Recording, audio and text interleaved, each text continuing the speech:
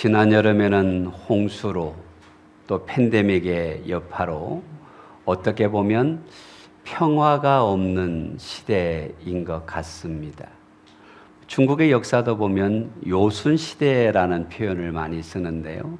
도둑이 없고 전쟁이 없고 기근이 없었던 그런 시대를 이야기하지요. 오늘 성경에서는 인생의 전성기, 이스라엘이라는 나라의 전성기, 솔로몬이 최고의 부와 영광 그리고 평화를 누린 장면을 말씀하고 있는데 4절 말씀에 특별한 말씀이 있는 것을 보게 됩니다. 우리 함께 같이 읽어보십시다. 이제 내 하나님 여호와께서 내게 사방에 태평을 주심에 원수도 없고 재앙도 없도다. 원수도 없는 나라, 재앙도 없는 나라. 그래서 말합니다. 사방이 태평한 시대다. 엄청난 은혜인 것을 보게 되지요. 이것을 좀 바꾸어 말하면 사방이 전쟁이었는데 사방이 태평하다. 재앙도 없어졌다. 원수도 없어졌다. 태평성대라는 표현을 할 수 있을 것 같습니다. 여기에 나오는 평화, 이것은 보통 베타흐라는 단어인데 두 가지 뜻으로 번역이 됩니다. 태평하다, 안전하다라고 번역을 할 수가 있는데요. 이스라엘 백성들은 솔로몬이라는 왕이 있으니까 우리가 태평하구나 그렇게 생각할 수도 있지만 성경의 가르침은 좀 다릅니다. 위대한 다윗이 위대한 솔로몬이 있어서가 아니라 하나님이 나라에 평안을 주셨다. 그 사무엘을 한번 보시면 12장에 이렇게 말씀합니다. 여호와께서 여룹바벨과 베단과 입다와 나 사무엘을 보내사 너희를 너희 사방 원수의 손에서 건져내사 너희에게 안전하게 살게 하셨거늘 너희가 암몬 자손의 왕 나하스가 너희를 치러옴을 보고 너희 하나님 여호와께서는 너희의 왕이 되심에도 불구하고 너희가 내게 이르기를 아니라 우리를 다스리는 왕이 있어야 하겠다 하였도다. 하나님이 말씀하십니다. 너희를 안전하게 한 것은 하나님이시다. 왕이 아니다. 그런데 사람들은 왕이 있으면 안전한 거 아닌가라는 생각을 한다라는 것입니다. 여러분, 기드온 때문에, 사무엘 때문에, 솔로몬 때문에, 다윗 때문이 아니라 하나님 때문이기에 하나님이 주시는 평안이 머무는 자들 되시기를 주의 이름으로 축복합니다. 아멘.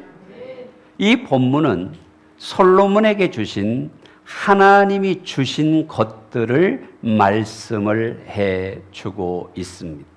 솔로몬은 너무나 많은 걸 받았습니다. 지혜도 받았고 부귀와 영광도 받았는데 4장에 가서는 솔로몬의 시대가 인구가 번성했다라고 말씀을 하고 있습니다. 여러분, 우리나라도요, 노령화 시대에 인구가 줄고 있습니다. 근데 같이 한번 읽어보시면 유다와 이스라엘의 인구가 바닷가의 모래같이 많게 되매 먹고 마시고 즐거워하였다. 인구가 얼마나 많은지 바다에 모래처럼 많다라고 말씀하고 있는 것입니다. 부산이라는 도시가 우리나라 2대 도시지만 지금 약 335만 명 정도가 부산의 인구인데요. 정점을 찍었던 것이 1992년이라고 합니다. 그때 390만 명 가까이 부산에 상주했다고 합니다. 인구가 줍니다. 그런데 특별히 부산은 청년층의 유출이 많아요. 서울로나 어떤 주변에 있는 공단석으로 많이 빠져나가서 부산이 별명이 하나 있다고 합니다. 노인과 바다의 도시. 연령층이 높다라고 이야기하지요. 여러분, 세계가 인구가 가장 많은 나라가 중국이었는데 인도하고 역전이 됐죠. 중국도 인구가 줄고 있습니다. 그래가지고 얼마 전 뉴스를 보니까 결혼을 18살로 땡겨야 된다. 그런 뉴스가 나오는 걸 보게 됩니다. 뭐 인구 많은 게 뭐 대단한 것인가라고 이야기를 하는데 인구가 감소하고 있다는 것입니다. 그런데 솔로몬의 시대 때에는 인구가 많아져서 인구는 국력입니다. 인구는 힘입니다. 바다의 모래처럼 많아졌다. 할렐루야. 그런데 이것이 솔로몬 시대에 이루어진 하나님의 약속이라는 사실에 주목해야 합니다. 하나님께서 아브라함에게 약속을 하셨어요. 창세기 22장에 보면 뭐라고 약속을 하셨는가? 같이 한번 읽어볼까요? 내가 네게 큰 복을 주고 내 씨가 크게 번성하여 하늘의 별과 같고 바닷가의 모래 같게 하리니 내 씨가 그 대적의 성문을 차지하리라. 아멘. 하늘의 별과 같고 바다의 모래 같게 하겠다고 수백 년 전에 아브라함에 약속하셨습니다. 근데 오늘 본문을 보니까 솔로몬 시대에 인구가 바다의 모래 같았다. 하나님은 약속을 이루시는 분입니다. 성경에 있는 모든 약속은 미쁘시고 신실하신 하나님의 약속이기에 반드시 이루어질 줄로 확신합시다. 믿음을 가집시다. 중요한 것은 솔로몬 때에 이루어졌다는 거예요. 이 말씀을 보면서 제 마음에 이런 감동이 됩니다. 나의 당대에 하나님의 뜻을 이루며 살고 싶다. 하나님의 영광을 위해 쓰임받고 싶다. 나를 통하여 하나님의 역사가 이루어지는 자가 되기를 원한다. 할렐루야. 성도 여러분, 하나님이 택하여 부유함의 은혜도 주셨지만 인구의 축복을 주셨던 것처럼 나를 통하여 하나님의 뜻이 이루어지는 복된 백향목 성도가 됩시다.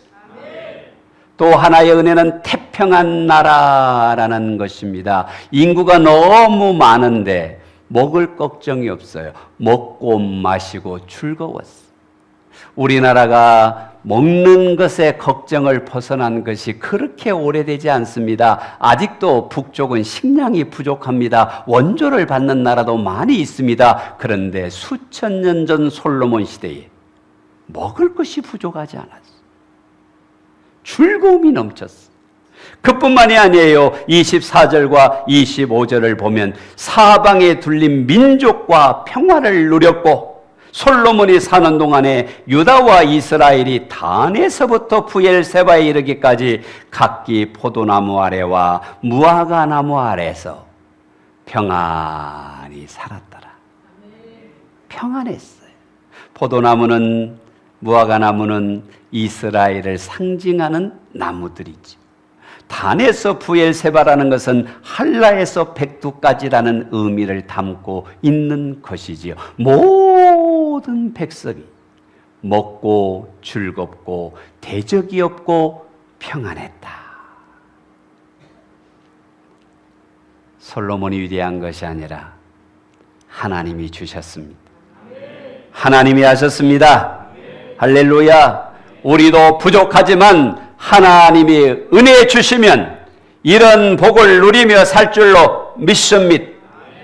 우리가 기억해야 하는 것은 믿음의 다윗의 길이 있고 여로보암의 길이 있는데 성경에 나오는 모든 역사를 보면 하나님을 가까이 하고 성전을 가까이 했을 때는 복을 받고 번성합니다. 근데 하나님을 떠나고 성전을 멀리하면 하나님의 징계가 임합니다. 외적이 찾아옵니다. 기근이 찾아옵니다. 질병이 찾아옵니다. 고통이 찾아옵니다. 하나님을 잘 섬겼던 다윗의 때에 얼마나 큰 은혜를 누립니까? 지금 솔로몬이 믿음 있는 이 전성기 때에 하나님이 주신 것들로 가득 차는 것을 보게 됩니다. 근데 그의 아들 르호보암 또 아비야 손자 때에 그들이 하나님을 섬기지 않고 우상을 섬깁니다. 어떻게 됩니까? 애굽이 쳐들어와서 솔로몬 왕 때 지은 그 예루살렘 성전이 여러분 예루살렘의 축복이 털리는 것을 보게 됩니다.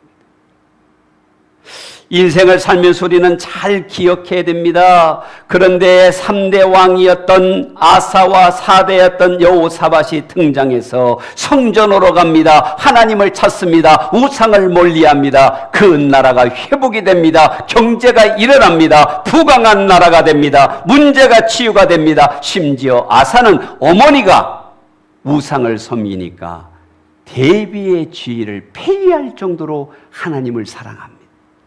하나님의 은혜를 주시는 거예요. 여러분 분명하게 기억해야 돼요. 내 갈 길로 가는 것이 복받는 길이라고 오해하시면 안 됩니다. 성경은 하나님을 사랑하는 자, 하나님의 성전을 사랑하는 자, 하나님의 은혜가 머문다, 번영이 일어난다, 은혜가 일어난다.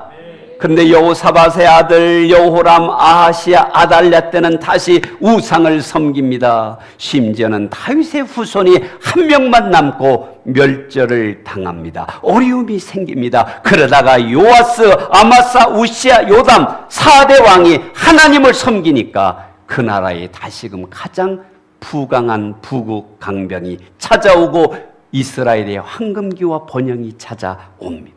무엇입니까? 우리는 선택할 수 있습니다.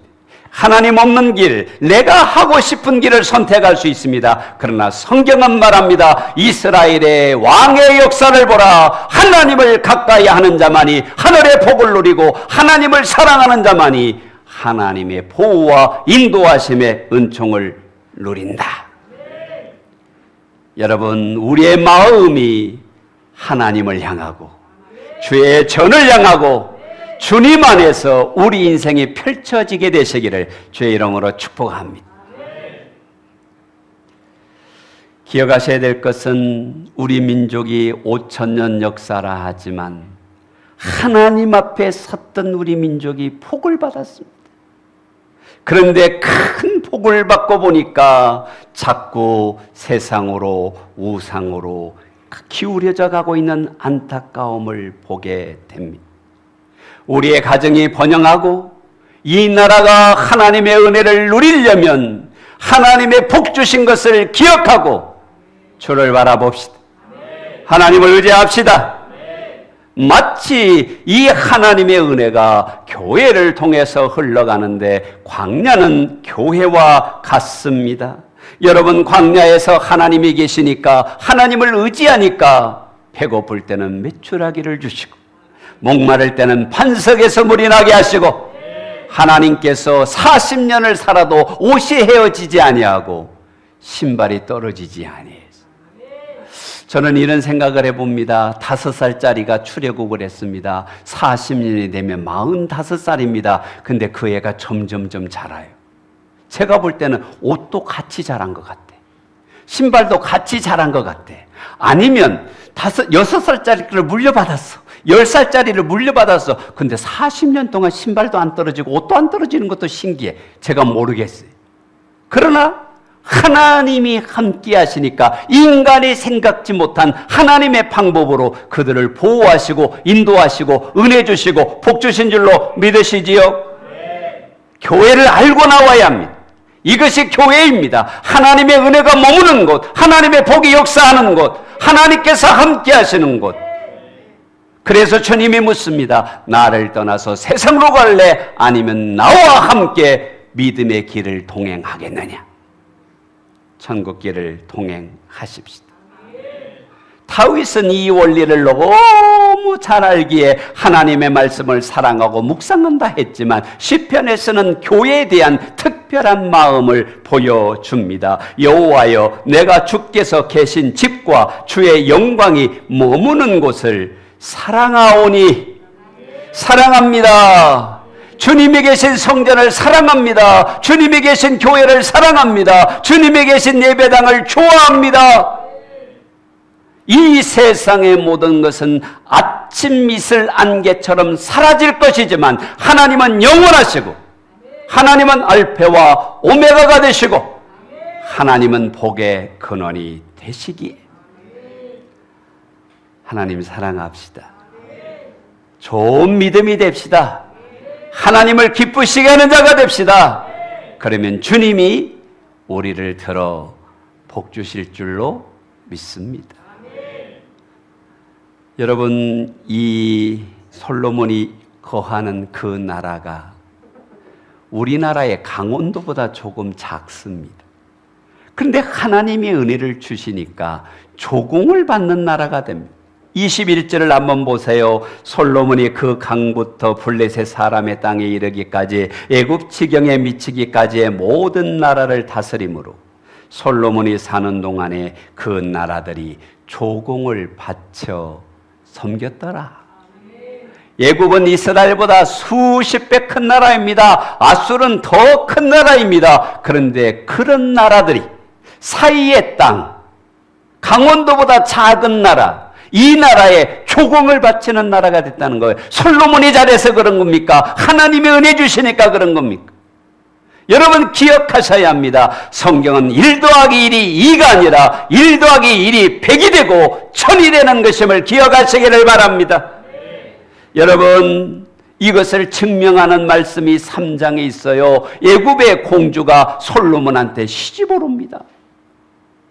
솔로몬이 얼마나 하나님 앞에 존귀한 자가 되면 그 시대의 문화의 중심, 나일강의 기적, 피라미드의 나라 애굽의 공주가 솔로몬한테 시집 오냐. 기억하셔야 합니다. 우리 인생은 하나님이 도우셔야 된다. 17살이었던 다윗이 하나님이 함께 하시니까 골리앗을 이기는 위대한 역사를 쓰잖아요. 모세를 한번 생각해 보세요. 나이 80의 노인네가 호를 단신 지팡이 하나 의지하고 아론과 함께 바로 앞에 섰지만 꿀리지 않았습니다. 오히려 하나님의 이름으로 애굽 땅에 재앙을 내린 사람이 모세입니다. 누가 함께 하시기 때문입니까? 부국강병한 나라가 되고 조공을 받는 나라가 된 것은 솔로몬이 위대해서가 아니라 그 믿음을 보시고 은혜를 주신 하나님의 역사입니다. 가족이 번성하는데요, 그들이 먹었던 것이 밀가루가 30석이요 짐승들의 숫자를 쭉 세알해 보니까 주경학자가 이렇게 합니다. 4장 22절 이하를 뭐라고 이야기하냐면 14,000명이 먹을 수 있는 식사 분량이다. 여러분, 우리가 초등학교, 중학교, 고등학교를 다닐 때는 반이 보통 10반, 15반 이랬어요. 60명, 62명, 많을 땐 65명까지 있었습니다. 그러니까 10반이라 해봐야 한 학년이 600명이에요. 그러면 3학년 해봐야 1800명입니다. 근데 학교에 운동장이 1800명 풀어놔 보십시오. 개미떼 같지 않습니까? 그런데 솔로몬이 먹는 궁전의 식구가 14,000명으로 이해가 된다 이 말이에요. 대단하지 않습니까? 가족들이, 돌보는 자들이, 군사들이, 행정을 하는 자들이 먹는 식사량이 14,000명이라. 하나님 잘 믿는 우리의 가족이 번성하기를 주의 이름으로 축복합니다. 솔로몬에게 하나님이 지혜를 주셨지요. 29절로 31절 이하에 보면 지혜를 선물로 주셨는데, 여기에 지혜는 학식, 명철, 기술의 의미가 있고 탁월한 통찰력을 의미합니다. 여러분, 그 당시에 고대 근동의 최고의 지성의 중심은 이집트였습니다. 수학, 과학, 역사, 언어 등 대단했습니다. 그런데 솔로몬의 지혜가 애굽보다 뛰어나다는 거예요. 그가 쓴 시편이 1005편이고 잠언이 3000가지입니다. 그는 식물학, 동물학, 해양학 너무 박식해서 많은 사람이 시바의 여왕이 솔로몬의 지혜를 배우러 왔습니다. 르네상스 시대의 레오나르도 다빈치가 16개 분야의 천재적이었다고 하는데, 제가 볼 때는 솔로몬은 레오나르도 다빈치를 추월하는 지혜의 사람인 것이지. 하나님이 함께 하시니 지혜의 은혜가 전무후무한 은혜가 있었던 줄로 믿습니다. 저는 솔로몬을 보면서 하나님께 복받은 참 부러운 것이 무엇이냐면 29절에 있는 넓은 마음입니다. 하나님이 솔로몬에게 지혜와 총명을 심히 많이 주시고 또 넓은 마음을 주셨다.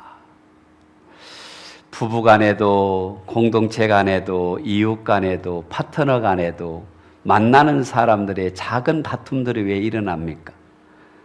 이해하거나 수용하거나 받아들이지 못하기 때문에 그렇지 않습니까? 근데 믿음의 고장들을 보면 특징이 있어. 넓은 마음을 가졌어.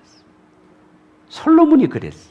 근데 아브라함을 한번 보세요. 어려서부터 데리고 온 조카 롯이잖아요. 그런데 너무 많아져서 야, 우리가 분리하자, 분가하자. 그러면 조카가 당연히 삼촌, 아버님 같은 삼촌이 먼저 좋은 곳을 선택하십시오 라고 해야 하는데 아브라함이 마음이 넓어. 네가 우하면 내가 자고 내가 자면 내가 우하겠다. 그러니까 믿음의 조상이 된 거예요. 근데 솔로몬에게 이런 넓은 마음의 은혜를 주셨어요. 그것으로 끝난 것이 아니라 얼마나 나라가 튼튼한지요. 26절부터 28절을 보면요, 외양간이 4만 개였고 마병이 12,000명이었어요 27절에 뭐라고 합니까? 부족함이 없다. 부족함이 없다. 아버지가 했던 말이잖아요. 여호와는 나의 목자시니 내게 부족함이 없으리로다. 제가 성지 순례를 갔을 때 무깃도라는 곳을 올라가 봤어요. 여기선 아수르와 예루살렘 중간쯤에 있는 어떤 병기호의 그 방어 진지입니다. 거기에 솔로몬의 마구간의 흔적이 남아 있습니다. 그 먼 곳까지 말이 주둔하는 군대가 있었다라는 것입니다. 하나님 복 주셨지. 근데 이 마지막이 제 마음에 자꾸 부담이 되는 면이 있습니다. 하나님께서 지혜 주셨고 태평하게 하셨고 인구를 많게 하셨고 많은 것을 누리게 하셨어요. 근데 금하신 것이 있거든. 신명기를 보면 뭘 금하셨느냐면은 애굽으로 내려가지 말고 말을 많이 두지 말고 여자를 많이 두지 말고 금은보화를 많이 두지 말아 했어. 그런데 애굽 여자 왜 결혼했을까? 말 구하기 쉽고 애국과 교통하기 쉽고. 그게 솔로몬이 하나님이 주셨는데 자꾸 자기 욕심에 더 많은 것을 갖고 싶어 하는 거예요. 저는 여기에서 우리에게 주는 은혜가 있다고 믿어집니다. 하나님이 우리에게 건강 주셨어요. 먹고 쓸 만한 물질도 주셨어요. 지혜도 주셨어요. 그런데 사람들이 잘 되면 하나님의 은혜입니다. 주님이 하셨습니다. 이런 믿음 좋은 사람보다도 더 맛있는 거 찾아다니고 좋은 차 타려고 하고 더 사치하면서 자기를 위하여 나를 위하여 더 많은 것을 쓰려고 하는 사람들.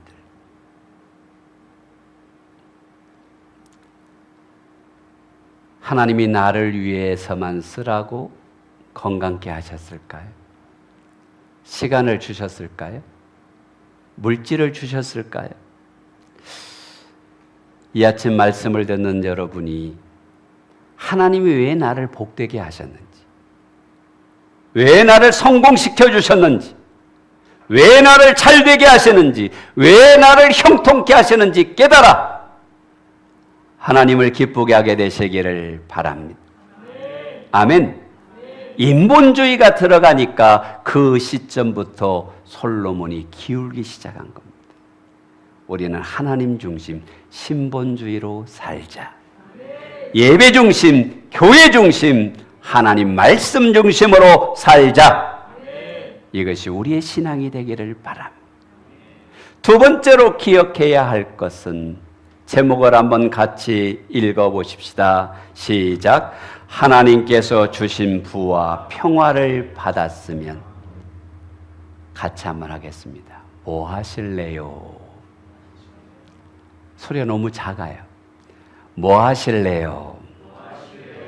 옆 사람 한번 보면서 이 제목 다 읽고 뭐 하실래요까지 해보겠습니다. 시작. 하나님께서 주신 부와 평화를 받았으니 뭐 하실래요? 이게 웃음으로 받아들이시니 감사한데 심각한 질문이 되면 더 좋겠습니다. 하나님께서 지혜를 주셨어요. 부귀를 주셨어요. 명예를 주셨어요. 영광을 주셨어요. 태평성대를 주셨어요. 부국강병을 주셨어요. 인구의 축복을 주셨어요. 근데 솔로몬의 마음속에 하나님이 이런 은혜를 주셨는데 내가 어떻게 할꼬?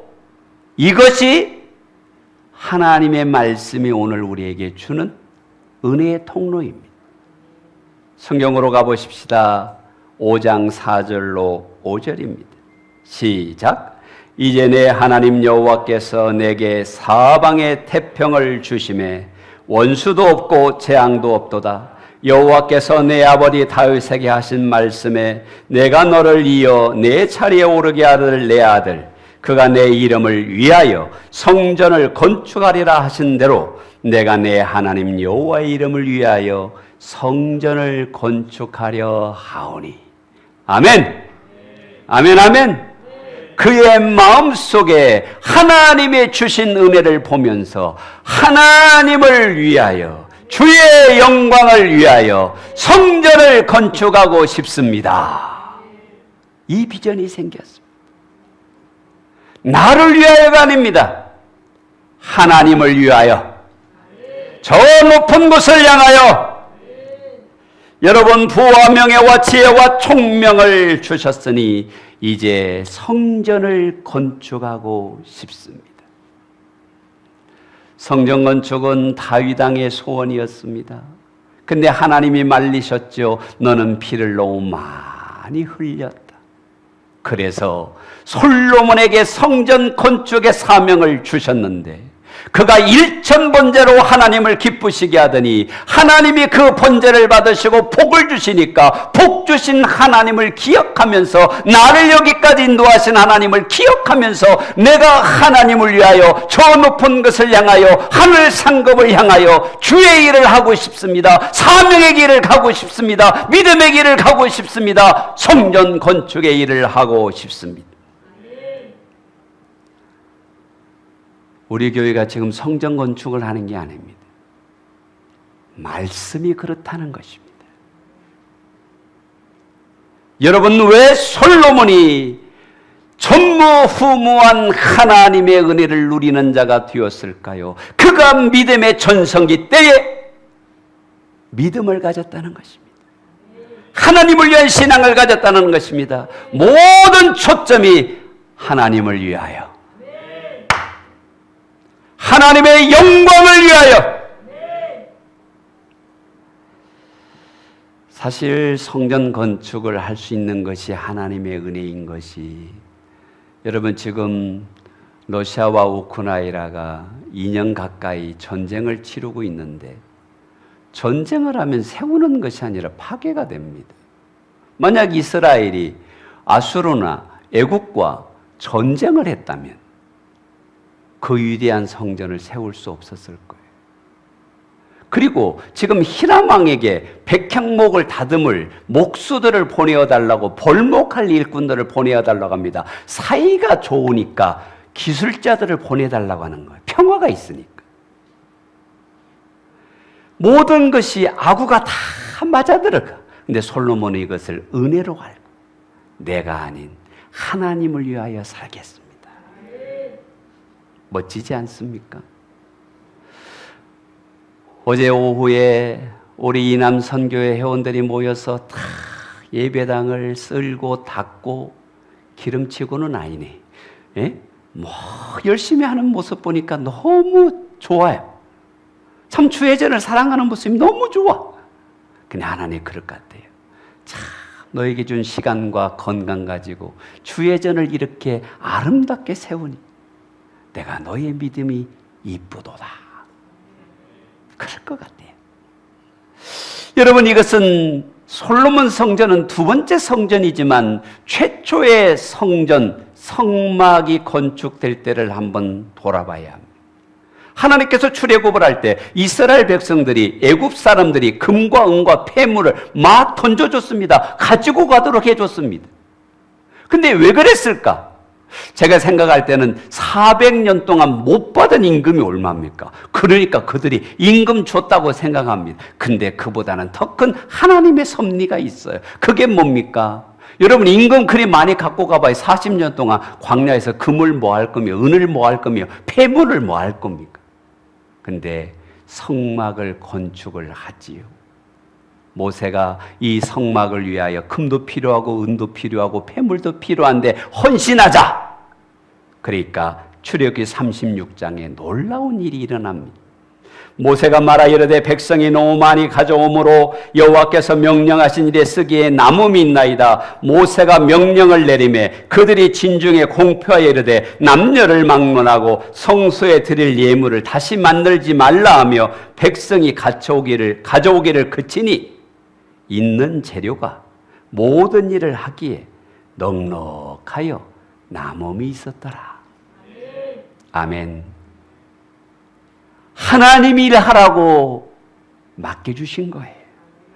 성막을 세우라고 맡겨주신 거예요. 솔로몬은 이 원리를 알아서 나에게 부도 주시고 존귀함도 주시고 영광도 주시고 태평성대도 주시고 지혜도 주신 것은 하나님을 위하라고.